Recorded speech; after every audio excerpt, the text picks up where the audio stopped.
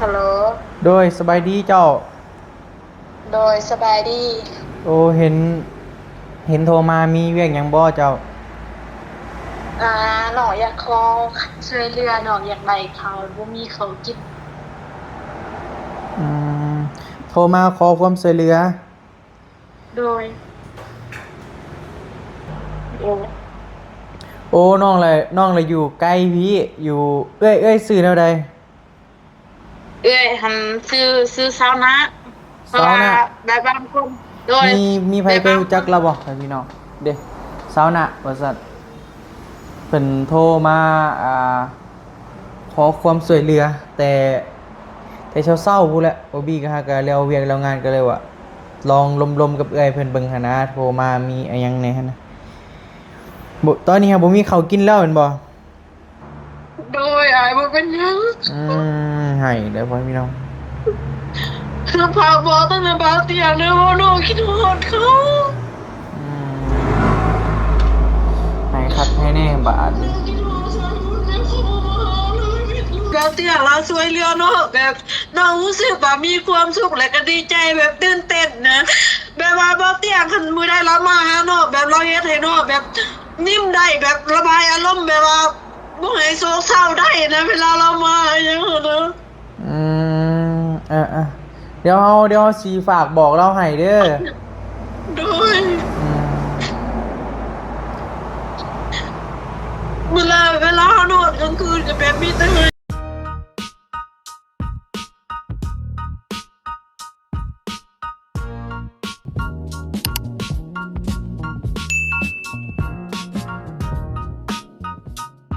ฮัลโหลโดยสบายดีเจ้าโดยสบายดี โอ้เห็นโทรมามีเวียกหยังบ่เจ้าอ่าหนออยากขอช่วยเหลือหนออยากได้ข้าวบ่มีข้าวกินอืมโทรมาขอความช่วยเหลือโดยอ่าเอ้ยอยู่บ้านใดน่ะเอ้ยงานอยู่บ้านหนองบัวไซเมืองทะเตงแควเซกองโอ้อยู่ท่าแต้งพุ่นนะอยู่โดยเซกองโดยอืมโทรมาขอความช่วยเหลือบ่มีข้าวกินสิวะ โดยอยากาอยากให้เฮ็ดอยากให้แบบว่าถ้ามีผู้ใหญ่ใจบุญแน่แบบช่วยอิหยังก็อยากเฮ็ดเฮือดหั้นนะเพราะว่าเฮือดหั้นมันเปียกหมดมันผะหมดหั้นนะมันเป็นปองเป็นอีหยังหั่นเด้อืมโอเคพ่อพี่น้องพอดีเห็นเอื้อยเพิ่นโทรมานะก็เลยว่าเจ้าอยู่กับไผเอ้ยขอโทษเด้อเจ้าอยู่กับไผเอ้ยอยู่กับไผหาอยู่ผู้เดียวพ่อปะแม่ปะพ่อเอาเมียใหม่แม่เอาผัวใหม่เอ้ยอยู่คนเดียวโดยอืมได้ลูกจักคนแหละอ่าบ่บ่มีลูกบ่มีเต้าแล้วก็บ่มีครอบครัวเพราะว่าเอ้อยก็แบบเป็นคนบ่สมบูรณ์แบบปานใดแบบบ่ค่อยเต็มปานใดแบบมีแต่คนแบบเกลียดชังแบบดูถูกอิหยังหั่นนะอืม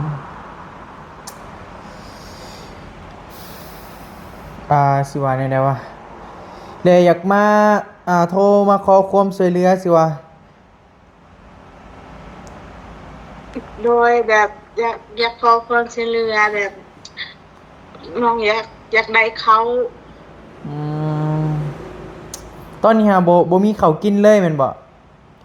โดย อดมาจากมื้อเลยนี่เอ้ย ก็บ่ได้อดบ่ก็บ่ได้อดก็มีอยู่ข้าวแบบตัวสำหรับที่น้องไปหารับจ้างก็ซื้อเล็กน้อยก็บ่ได้อดอืมกินเทื่อละน้อยอยู่เมืองท่าแต้งแข้งเซกองไปพี่น้องโดยเอ้ยเพิ่นโทรมาโอ้ปักหลายๆสายแล้วก็เลยว่าก็เลยว่าหับลองเบิ่งหั่นนะเฮาอยู่เซนูพี่น่ะเอ้ยโอ้ไกลกันแฮงได้นะ โดยเจ้าให้อยู่คนเดียวเนาะอยู่โดยอยู่คนเดียวจักปีแล้วดนแล้วบ่หา6 ปีแล้ว5-6 ปีแล้วใช้ชีวิตอยู่คนเดียวโดยอืมเฮือนเจ้าเองบ่ตัวเจ้าอยู่นี่ แม่น เพื่อนกำลังน้อยๆ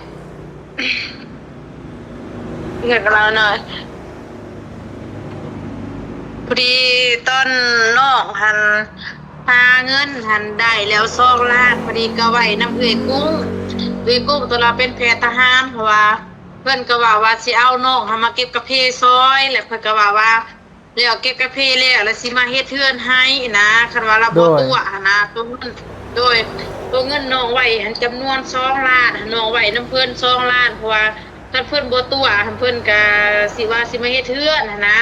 ก็เลยมีเงินพอได้ซื้อใหม่ต่อพอกหน้าก็เลยว่าอยากเฮ็ดเทือนให้มันสมบูรณ์แบบเลยนะ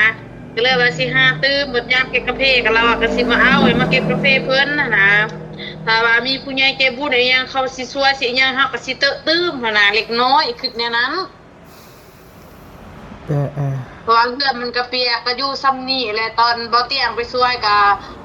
เขามุ่งสังกะสีซื้อกับพอบ่ได้เปียกหั่นนะคันยามแบบมันพักมันอีหยังมันเปียกเนี่ยมันเป็นฟองเป็นอีหยังเด้แท้นี่มันเปียกมันพะมันแบบว่าฝนตกซื่อๆก็พอได้อยู่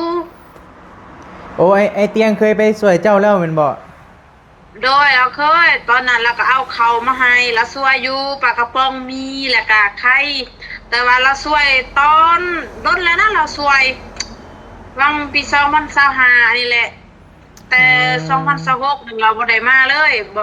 เราบ่ได้ช่วยยังมีแต่เราให้แต่เงินบ่ตอน2026ค่ะเราให้แต่เงิน100,000แล้วก็เราให้แต่ไก่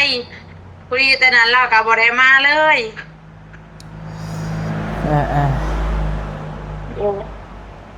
โอ้น้องเลยอยู่ใกล้พี่อยู่เอ้ยซื้อแนวใด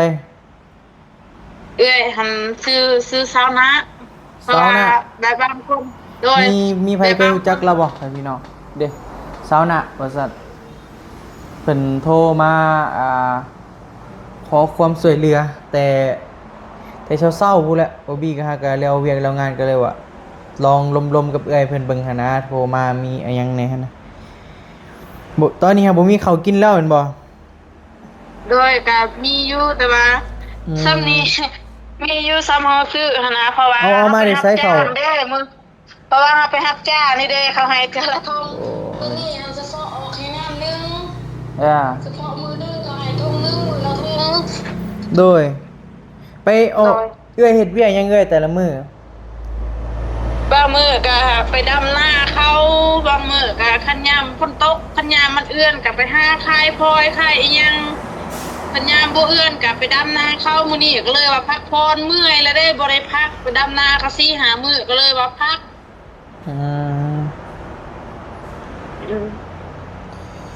จะพอหน้าเขาว่าคือปั้นเขาเบิ่งจะออกจักมือก็สิให้เบิ่งก็สิให้เท่าใดก็บ่ฮู้ว่าสิพักก่อนมื้อนี้แล้วมื้ออื่นจังสิออกใหม่นำเขาแต่ละมื้อมีแต่ไปเฮ็ดเวียกแล้วก็เพิ่นเอาเข้าให้สิว่าแม่นเพราะว่าเฮาก็แบบบ่มีให้หน้าตากานะดินส่วนม่อนก็แบบบ่มีอีหยังเลยแบบดินต้องเฮาสิส้มสิสร้างบ่มีดินเอื้อยอยู่นี่เป็นดินของเอื้อยเองบ่เอ้ยบ่ดินเขาโอ้มาขออยู่น้ำเพิ่นบ่แม่นแบบเฮาบ่มีดินดอนแบบเฮาทุกข์อีหลีถ้าว่าข่อยนี่คันคิดว่าข่อยเป็นวิชาชีพข่อยตัวบาปก็ได้ข่อยเป็นหยังก็ได้คนชาวบ้านข่อยก็เป็นคนซื่อโดยแม่นสิว่าแนวใดเฮาเลยอยู่เซโนพี่ฮู้จักบ่เซโน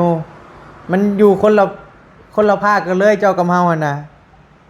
โดยเคยได้ยินอยู่ค่ะว่าเซโนได้เคยยินอยู่แต่บ่เคยไป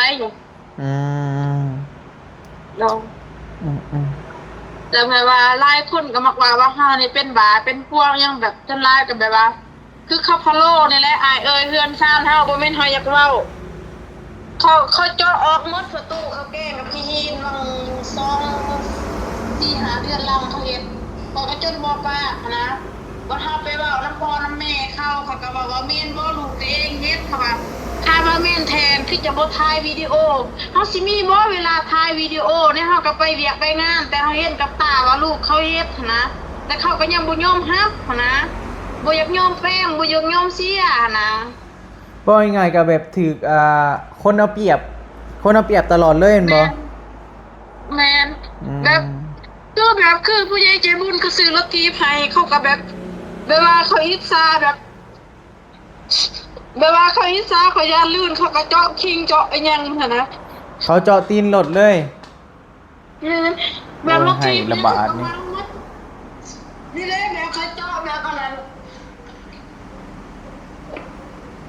สิว่าแน่ใด แบ พี่ บว่า น้อง มากกับบ่อยากแฟนเลยแล้วนะแบบเขาปาดคิงนี่แบบรถเอียงเขามาหมดแบบกลิ้งมันยังเขากระมัง อืม นี่เด้แล้วเขาปาดเขาเจาะคิงมันนี่เด้เขาเจาะบ่นี่นี่เด้ โอ้เขาเอามีดปาดเอาเลย เออ โอ้ย คือเห็ดใส่กันแนวนั้นเนาะบาดนี้ แบบเขามาหมดนะแบบเขาเห็นแบบเขาบ่รู้เห็นแต่นะ อืมบ่ให้เอ้ยบ่ให้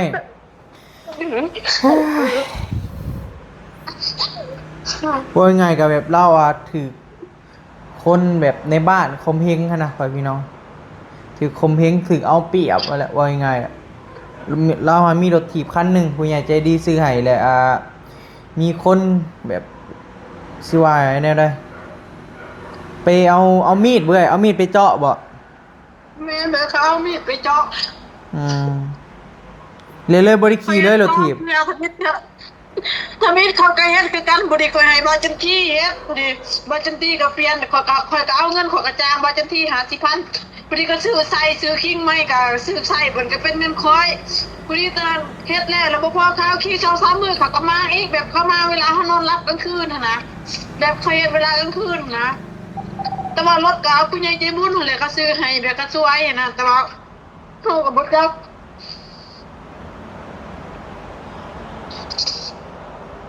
คือบางคนก็แบบว่าเฮานี่พะโล้อีหยังเฮ็ดหั้นนะแต่เฮาบ่ได้พะโล้แต่ว่าแบบใจเฮานี่เฮาบ่อยากให้แต่ว่ามาเป็นสตอเฮาแบบสิ่งที่เฮามีของเฮาที่เขาช่วยเหลือเฮาก็ฮักก็แพงน่ะนะจังได้แบบหมู่จะไปคิดแต่คิดในเฮานั่นน่ะ อืม แม่น อ่าเป็นเห็ดด้นหรอบ่ฮู้จักคนเห็ดบ่ซะ บ่แบบกลางคืนเฮาบ่ฮู้ อืมเป็นมา คันบ่ฮู้ค่ะ เป็นมาเหตุกลางคืนแม่นบ่ แม่นแบบเวลาเฮานอนหลับอีหยังหั้นนะแบบกลางวันเขาก็เอาบ่ได้เฮ็ด เห็ดเบิด2ตีนเลยบ่เอ้ย บ่ตีนเดียวเบื้องหน้า อืมหมุนไปเลยได้แบบเขาจะเอามีดไปเจาะอะแบบตีนมันขาดออกเลยทั้งยางนอกยางในหั่นนะตัวที่ว่าเอ้ยเพิ่นเปิดกล้องให้เบิ่งบ่ให้เอ้ยบ่ให้ โอ้ยเนาะสวยได้เฮาก็อยู่ใกล้ใครมาอยู่ใกล้ก็อยากไปเบิ่งอยู่เอ้ยเพราะว่าเอ้ยเพิ่นน่ะอยู่พุอ่าใต้สุดเลยพ่อพี่น้องใต้สุดของประเทศลาวเลยแหละบ่บี้ให้อยู่ภาคกลางนี่นะหลายร้อยกิโลอยู่ถ้าว่ามีโอกาสได้ไปสวนในเตียงสวนกาแฟเตียงสิไปเยี่ยมเด้อเด้อ โดยอายบ่เป็นหยัง ให้เด้อพ่อพี่น้อง คือพาบอกตั้งแต่บาเตียเลยว่าน้องคิดฮอดเขา อืมให้คัดให้แน่บาดนี้ คิดฮอดฉันแล้วเขาบอกว่าเลยผิดเลย ฝากบอกให้ก็ โดยเขาคิดฮอดแบบคิดฮอดแต่ว่าน้ำนึกแบบบ่เป็นหยังแบบน้องที่เห็นแบบบาเตียเราช่วยเหลือเนาะแบบน้องรู้สึกว่ามีความสุขและก็ดีใจแบบตื่นเต้นนะแบบว่าบาเตียคันมื้อใดเรามาหาเนาะแบบเราเฮ็ดให้เนาะแบบนิ่มได้แบบระบายอารมณ์แบบว่าบ่ให้โศกเศร้าได้นะเวลาเรามาอย่างนั้นนะ อืมเดี๋ยวเฮาสิฝากบอกเราให้เด้อ โดย อืม เวลาเขานอนกลางคืนก็แบบมีแต่เฮยมีแต่โรคซึมเศร้าบ่แม่นหยังแบบสิเว้าน้ำแลวก็แบบเฮาแบบว่าประสาทน่ะแบบเป็นโรคซึมเศร้าเวลาเฮาอยู่คนเดียวแบบเฮาคิดนะคิดแบบอีหยังเท่าที่ว่าเฮามีแล้วหมู่คือว่ามาทำร้ายของเฮาอีหยังหั้นนะ ว่ายังไงก็ถึกเอาเปรียบตลอดฮะนะพ่อพี่น้องคือคือบ่ไปแจ้งพ่อบ้านในหยังอะไรเอ้ยอำนาจการปกครอง แบบเขาไปแจ้งเขาว่าแบบเขาบ่ได้สนได้วนนะแบบข่อยก็อยู่ตามภาษาข่อยแบบเขาก็บ่ได้วนได้สนอีหยังนะแบบเขาบ่วนอีหยัง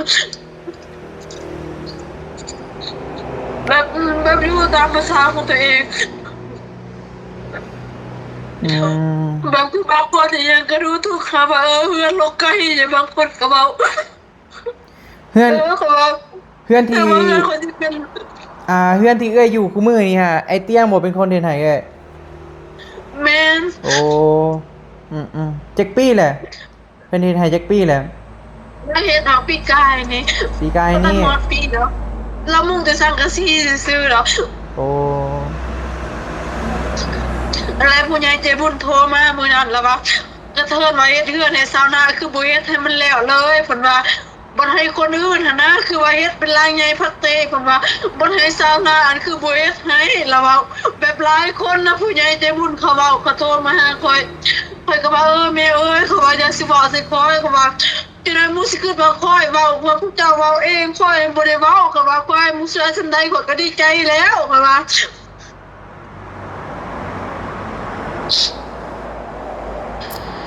อืมสิว่าในใดเนาะโอเคเดี๋ยวผู้ใดเด้อเด้อบัดเฮาได้ลงไปลิ้นสวนกาแฟเตียงเลยเดี๋ยวสิไปเยี่ยมยามมึงเด้อน่ะเด้อสู้ๆเด้อเด้อโดยน้องขอไว้พรเห็นนะบ้าวจะมีสุขภาพแข็งแรงความเจ็บเป็นสิ่งใดความเกิดจะสิ่งนี้มุ่งมั่นปรารถนาสิ่งใดขอให้ได้สิ่งนั้นขอให้นะบ้าวตื่นเล็กขึ้นนะบ้าวเตียงเด้อตื่นหนึ่ง โอ้ยโดยสู้ๆเด้อ วันนะบ้าวเตียงตื่นวันนะบ้าวเตียงสิบวันนอกกันนะบ้าวเตียงก็ขอนอกก็พาเติงเด้อขอไว้พรให้นะบ้าวเตียงจงมีสุขภาพแข็งแรงความเจ็บเป็นสิ่งใดความใครที่สุมีลูกเคยใดมันมืนตื่นใดกำแสน ขอให้เราร่ำรวยจนเรือล้นเรือพาส่งกันเราเป็นสายบุญที่ดีเด้อนะบ่าวเตียงสาธุ โดยสู้ๆเด้อเด้อโอ้ย โดย โดยเพิ่นโทรมาแต่เช้าๆพู้นแหละพ่อพี่น้องเป็น10เป็น20ทรายบ่บิ๊กอะเอ๊ะใจโอ้เบอร์ไผเด้ว่าซั่นก็เลยเพิ่นโทรมาอีกก็เลยว่าลองหับลองเบิ่งหั่นนะเพิ่นว่าเพิ่นซื้อเอ้ยน่ะมีผู้ใดฮู้อยู่บ่อยู่พู้นแหละอยู่ทางใต้พู้นเลยนะเป็นเคสที่ว่าไอ้เตียงเพิ่นเคยช่วยเหลือบ่หยังประมาณนี้แหละเพิ่นว่าเอ้ยน่ะว่าไอ้ทางไอ้เตียงหั่นไปมุงเฮือนมุงหลังคาให้อิหยังประมาณนี้แหละพ่อพี่น้องสิว่าในใดเนาะ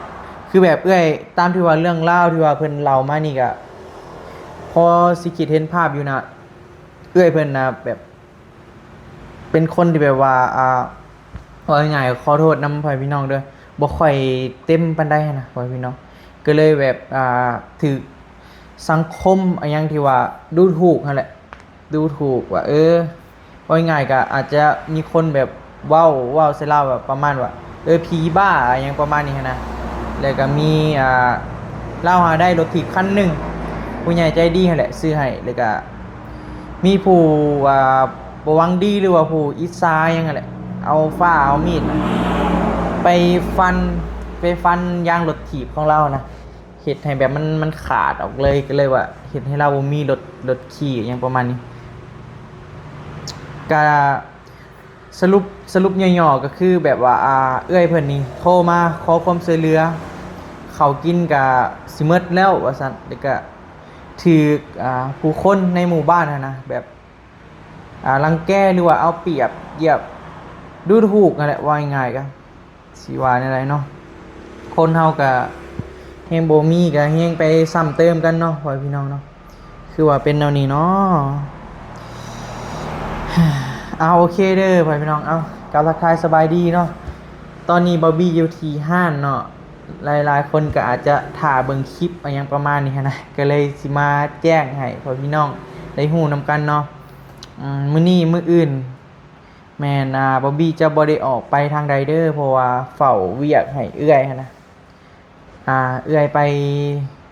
ปเวียกอยู่ไทยบ่มีคนเฝ้าห้านก็เลยว่าได้เฝ้าห้านให้เพิ่นนะพ่อพี่น้องก็เลยบ่ได้ไปทางใดเนาะหลายๆคนก็อาจจะเห็นหลายคนก็มาเม่นในคลิปเก่านะบอบบี้ถ้าเบิ่งคลิปไปหาสายฟ้าอยู่เด้ออหยังประมาณนี้นะสาเหตุที่ว่าบอบบี้บ่ได้ไปหาสายฟ้าแม่นค่าเฝ้าห้านให้เอื้อยเด้อพ่อพี่น้องเด้อเพราะว่า มันบ่มีคนเฝ้าห้านเด้เขาก็เลยว่าจำเป็นได้เฝ้าห้านให้เพิ่นไปไทยหั้นนะประมาณอีก2 มื้อเฝ้าแต่ว่านนี้แล้ววันนี้มื้อนี้มื้ออื่น3 มื้อประมาณมื้อที่4จึงสิได้ไปเวียกปกติเนาะพ่อพี่น้องเพราะว่าแล้วก็มันบ่มีคนอยู่เลยเด้ก็เลยว่าจำเป็นได้อยู่ให้เอื้อยหั้นนะเอื้อยเพิ่นไปเวียกไปงานอยู่ไทยทางเอื้อยน่ะพ่อพี่น้องเดี๋ยวบอบบี้ก็สิโทรหาเพิ่นบัดแล้วนะจะสิโอนแบบเล็กๆน้อยๆนั่นแหละเพราะว่าได้เพิ่นให้ซื้อเขาวกินนั่นแหละพ่อพี่น้องโทรมาสบายดีโทรเป็น10เป็น20สายพุ่นน่ะคือลองรับเบิ่งคือว่ามีพอง่ายๆกับคนที่ว่าเฮาบ่ฮู้นะคนแปลกหน้าโทรมาก็เฮาต้องเบิ่งก่อนนะพ่อพี่น้องก็คือว่าเอื้อยเพิ่นโทรมาขอความช่วยเหลือนั่นแหละโอ้นักอยู่ฟังนี่ก็ถ้าว่าอยู่ใกล้ก็อยากไปเบิ่งเอื้อยเพิ่นตัวจริงอยู่เพราะว่าอันนี้มันก็ประมาณ400-500 โลพู้นได้เพื่อไปฮอดนะเพราะว่าบ่บี้ให้อยู่เซโนเอื้อยเพิ่นแม่นอยู่พุ่นนะลาวใต้พุ่นนะไกลจะว่าไกลกว่าบ่อนที่ว่าไอ้เตียงอยู่อีกไปลึกๆลงไปมันก็จะเป็นแบบหมู่บ้านนอกนั่นแหละพ่อพี่น้องเข้าไปถ้าว่ามีโอกาสได้ลงไปลาวใต้ครับว่าเอื้อยเพิ่นอยู่เขตนะก็สิไปเยี่ยมไปยามเบิ่งอยู่พ่อพี่น้องโทรมาก็โอ้ให้เบิ่งแล้วก็ฝากถึงไอ้เตียงว่าซั่นขี้นอนไอ้เตียงว่าซั่นแล้วเขาหมายว่าแล้วก็ถือแบบคนบ่หวังดีหรือว่าคนย่านลื่นหยังเล่าแหละพ่อพี่น้องคือแบบคนเฮานี่ก็มีแบบไม่มีแนวนี้เซยเนาะคนที่ว่าคนที่ว่าเพิ่นบ่มีเพิ่นด้อยโอกาสเฮาแฮงสิให้กำลังใจเพิ่นนั่นแฮงสิซอยเรือเพิ่นแฮงไปเหยียบปึ้มถ้าไปเหยียบเขาเจ้าก็บ่มีหยังสู้เลยนะมีแต่สิจมลงเลยพ่อพี่น้องคนเฮาก็คิดบ่คือกันแนวนี้แหละพ่อพี่น้องแทนที่เราว่าง่ายๆก็เราบ่มีไผเลยนะบ่มีพ่อบ่มีแม่อยู่โตคนเดียวแล้วว่าเราประมาณนี้แหละอันนี้ก็คือเป็นเรื่องเล่าเด้อพ่อพี่น้องที่ว่าได้ยินจากปากของเอื้อยเพิ่นแต่ว่าบอบบี้บ่เคยฮู้แล้วก็บ่เคยเห็นตัวจริงจักเทื่อเนาะก็เป็นครั้งแรกที่ว่ามีคนโทรมาหาแบบนี้ คือเอื้อยเพิ่นน่าจะเห็นใน YouTube มาแหละแต่ก็ติดต่อมาเป็นซาวด์ซายบอบบี้ก็บ่เคยมีไผโทรมาหลายปานนี้ก็เลยว่าลองรับแล้วก็มาบอกให้พ่อพี่น้องได้ฮู้นำกันเนาะก็คือประมาณนี้แหละค่าเฝ้าห้านให้เอื้อยประมาณอีก3 มื้อพุ่นแหละจึงสิได้ไปเวียกปกตินะเพราะว่าเอื้อยไปไทยไปนอนพุ่นน่าจะ2 คืนบ่นอน2 คืนแล้วก็มื้อต่อมาก็จึงมานะนักเนาะพ่อพี่น้องเนาะคนเฮานี่ก็ส่วนหลายก็คนย่านลื่นกันโอ้หลายแฮงพ่อพี่น้องบ่ฮู้ว่าสิไปย่านลื่นเขาเจ้าว่าหยังแบบเฮือนสิอยู่ก็ยังบ่มีหันนะอย่างก็คือง่ายๆคือเว้าแหละพ่อพี่น้องแบบเอื้อยเพิ่นก็บ่ค่อยเต็มร้อยหั่นแหละ